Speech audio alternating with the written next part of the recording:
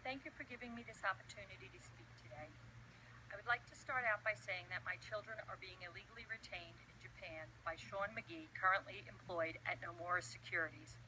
Under the International Parental Kidnapping Act, IPCA, he's been retaining them outside the U.S. with the intent to obstruct the lawful exercise of my parental rights. My children, Brendan, Mary-Kate, Jack, and Megan, are all natural-born U.S. citizens, holding only U.S. passports. Sean and I are also natural-born U.S. citizens, holding only U.S. passports. We are not Japanese. My husband, Sean McGee, works for Nomura Securities. He has been retaining my children against my will since December 2012 and has not allowed them to return to the United States in over 3 years. This is not about a custody dispute. This is about my children's right to be with and be loved by both parents. Much has transpired over the 3+ years, most notably the fact that after an 8-day plenary hearing, Judge Matthew Curry ruled that my children and I are all bona fide habitual residents of New Jersey. Jurisdiction is in the state of New Jersey. Why is it so difficult to bring my American children home to the United States? The State Department, via the Sean Goldman Act, released its first annual report on countries that refuse to return American children who have been abducted or retained by a parent abroad. Conspicuously absent from this list was the worst offender, Japan. Japan has never enforced or issued a return order for any American child being held captive there. This scenario of one parent violating the wishes of another parent by retaining children in Japan has been going on for many years. Japan is a black hole for child abduction. All members of the McGee family are American, and they are being held hostage by their father in Japan. Sean has been able to live a very extravagant lifestyle in Japan thanks to his employer, Nomura Securities.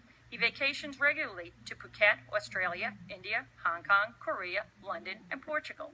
His lavish apartment costs $14,000 per month.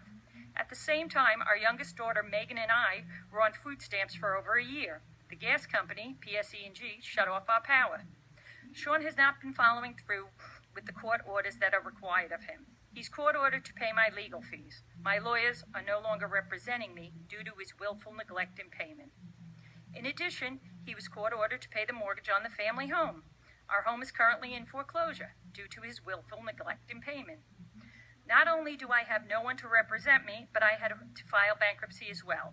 Sean is breaking the law on many levels. Our family unit has been torn apart physically and emotionally. Not only are they held captive in Japan, but they are now victims of Sean's mental abuse. His campaign to alienate them from me and my entire family will cause lasting repercussion. The children are in grave danger due to his alcoholism and lack of supervision. Many nights they are left home alone while he is out drinking in Tokyo. The truth is that children are struggling immensely in many areas affecting their lives, including academic, mental health, and substance abuse.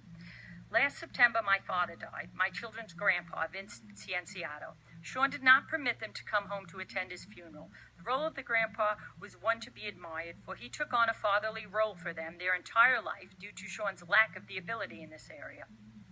It pains me as a mother to be so far removed and not be able to comfort them and love them as I have done their entire lives. You cannot imagine waking up each and every day not being able to be with your children. I miss every aspect of their being, their smiles, their laughter, and their tears. If there are any parents in the room today, I ask you to close your eyes and envision one day where you wake up and have no idea what is transpiring in the life of your child. That is what I have been experiencing every day for the past 2.5 years, a void that needs to be filled. No loving parent should have to experience this. Japan and Nomura Securities, you are aiding and abetting a child abductor and abuser. Send my children home. Thank you for allowing me this opportunity to tell my personal story. I hope this helps to bring awareness of the situation in order to return all our American children home. Thank you very much, Ms. McGee. In your testimony and that of all of our very distinguished witnesses, not only put a human face on the agony that you face, but all the others who have been left behind. And frankly, this is like our 15th hearing or so, and always with a group of people who have lost loved ones, children. or are unable to, or at a court, as Mr. Rutherford's case, do a awful job in not understanding. And Ms. Abbey, you might want to speak to uninformed judges and how deleterious that is to cases, if you would. But thank you so much. I'd like